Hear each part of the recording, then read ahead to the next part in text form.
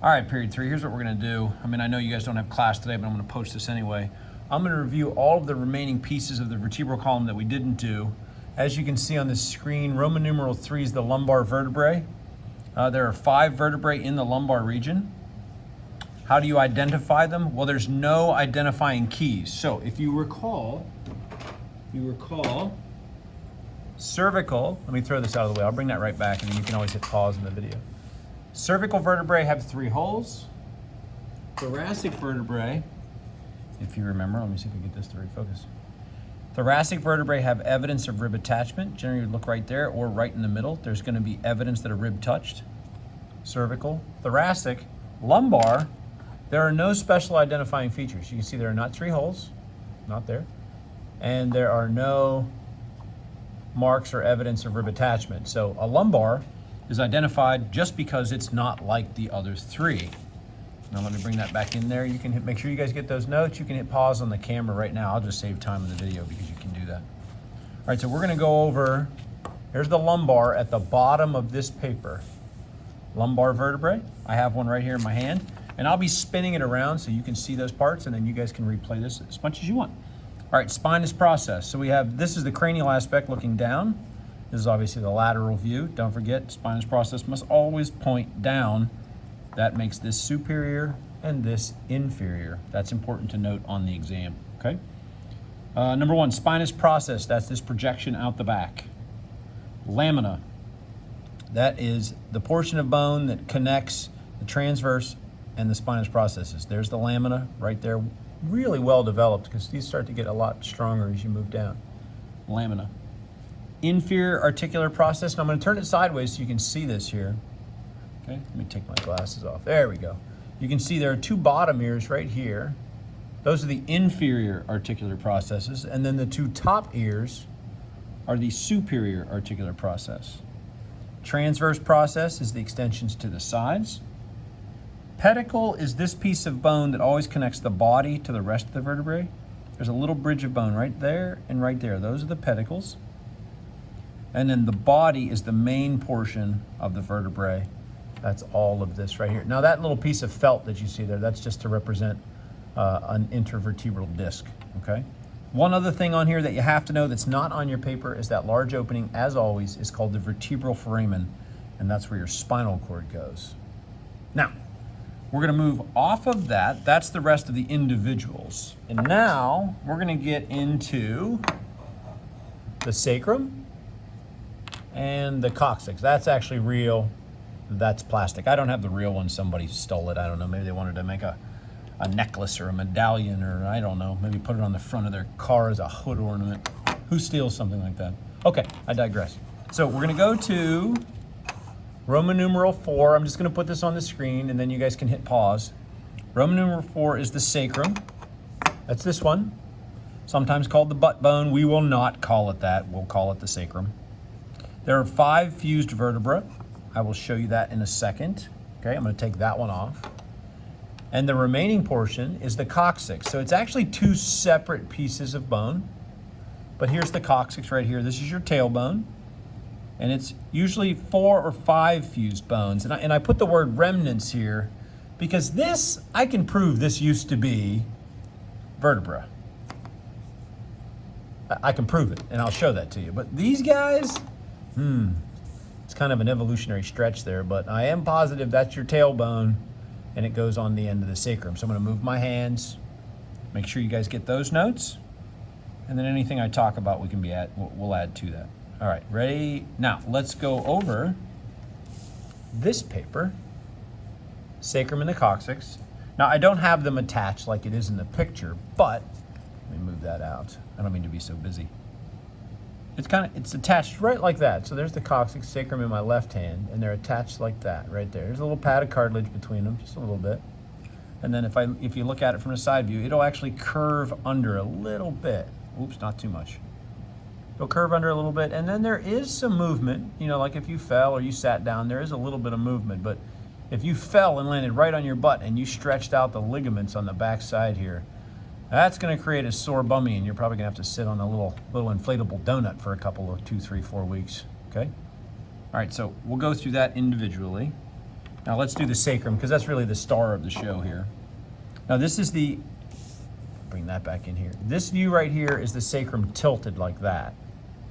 This view right here is the back of the sacrum tilted like that. So this is the back, posterior. This is the front, anterior. So we'll go over this view first, that view second. And then I'm going to use multiple examples as well. Now let's talk about this fusion while we're here. All right, there are 5 fused bones. Now if you had this in your hand, this is a real one, and you can actually see the remnants of the fusion. There's like a ridge there, rough ridge there, one there, and one there. So there's 1, 2, 3, 4, 5 fused vertebrae that form the sacrum. And you know, when you're an embryo, we all had tails. That's part of the characteristics. And that tail recedes and then curls under, and those developing vertebrae then fuse. And I think that, it's just my opinion, but that creates massive stabilization for an organism that walks upright, which is not easy. I mean, let's face it, if you've ever seen little babies walking around and crashing into the furniture, I mean, it's not easy to walk upright. And if it was, all kinds of organisms would be doing it, but they don't, just us. So let's go over the structures. Number 1, superior articular process. Now they have it turned like this. I'm actually going to rotate it a little bit further, and there are 2 high side ears. And this is the remnant of the superior articular process from that first vertebrae that's fused. You can kind of see it sitting in there. Do you see it? Transverse processes out that way. Superior spinous process. You kind of see a vertebrae. It's pretty cool. Vertebral foramen. That's not what it's called, but I'm just saying. So those 2 projections right there, let me rotate it. Those are the superior articular processes, and that's how the sacrum actually articulates with lumbar number 5 or L5. Lateral mass, that's these 2 expanded wings right here. Lateral means to the side, mass means like a big piece of bone. And anytime you find that, it's always a reinforcement in nature. It's pretty neat. Make it stronger. So those shelves right there, lateral mass. Body, that's the middle part of the bone and the result of the fusion of all of the bodies. Articular surface. Now you can definitely see this on this camera just because there's no fuzziness or digital delay. I'm going to run my finger. There's a sharp ridge right there. You can see the shape of it. That is the articular surface. Articular surface. Now if I bring in the hip bone, which is called the innominate bone or coxal bone, okay, this is the right hip right here. You can also see there's an articular surface right there. It's kind of whitish, and you can see that sharp ridge. Well, if I hold it like that, that sacrum fits perfectly. One articular surface joins the other one, and they fit together just like a puzzle, just like that. Okay, that is the articular surface. Let me move that off the stage. Articular surface, and there's one on both sides, left hip, right hip. Coccyx, that's the tailbone, and it would be sitting right like this, and there's some cornues right here, some little horns, and then there's some ligaments that kind of keep that together. That's pretty cool. Anterior sacral foramen. Whoops, sorry, I gotta move that this way. Anterior sacral foramen. This is the front, okay? Look, see the back's real rough, front's real smooth. These are the anterior front sacral that refers to this bone. Foramina, that's plural for foramen, which is a circular opening. So these are the anterior sacral foramina, plural, because there's 8 of them. And what's cool about this real one, you can't really appreciate this, on the camera, but you're just like, hey, they're on the back too. Those are actually separate. There's actually a space between them. It's pretty neat, but you have to be here to see that. All right, now let's do this side because the ridges are on here and we want to talk about that. Superior articular process, you'll see some repeats. That's these ears right here for articulation with the rest of the vertebral column. Neural canal, that is this large opening right there. That's the neural canal. Now if I bring out our fake ones, there's a fake one. This goes in the whale box. You don't know what that is because you're not here. But it's kind of simulated because there was a metal rod. That skeleton used to be articulated all together. But we have 2 like this, and you can see the limitations of plastic mold injection do not allow for that opening to be there. So you can see it's much better on the real one. This is why you always nice to have a real skeleton on hand, especially at a high school. You gotta love it, okay? So that was the neural canal. Now I'm gonna do all of the crests. Ready? I'm gonna do them, and I'm not gonna do them out of order from the paper too. So here are some holes right here. We'll name those holes in a minute. But there's a ridge of bone right here. I'm running my, oh, now you can see it. That is the lateral sacral crest, just outside the holes. And there's one on each side. See, right here. Then if you go just inside the holes and you look right there, and if it runs up, now on this real one, it kind of flattens out and then it reappears right there all of a sudden. That is the intermediate sacral crest. And you'll follow that same line on the inside of the holes up this way. And then there's a ridge right down the center. Kind of looks like the back of a dinosaur, doesn't it? I think so. That is the median sacral crest. So there's 3 of them. We have the lateral sacral crest, intermediate sacral crest, and we have the median sacral crest. Now, just so you know where those are at, I'm going to leave that one right on the screen, just part of it. Oh, look at this one. See, this one, they actually accentuate them. I don't know that it really looks like this. Somebody sculpted this, though, so it's probably pretty close.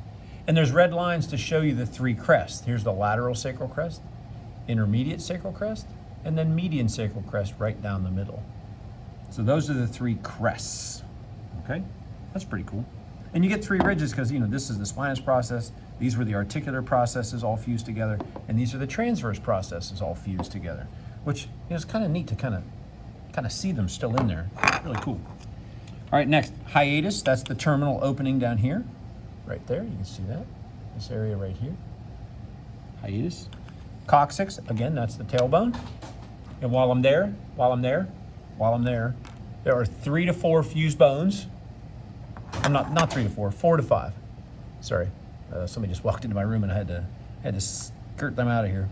There's 1, 2, 3, 4 in this one. And it can be 4 or 5, but in our fake one, there's only 4 there. All right, so that's the coccyx. Posterior sacral foramina. Now these are the holes on the back. Posterior means back. Sacral refers to this bone, that's an adjective. And foramina are plural for the circular openings, or foramen, okay? Anterior, posterior. Next is the articular surface. We saw that on the other view. You can see it here as well. And the lateral mass are these big wings right up here. So that concludes our journey through the human vertebral column, top to bottom. Have a great Christmas, everybody, and I will see you after the break.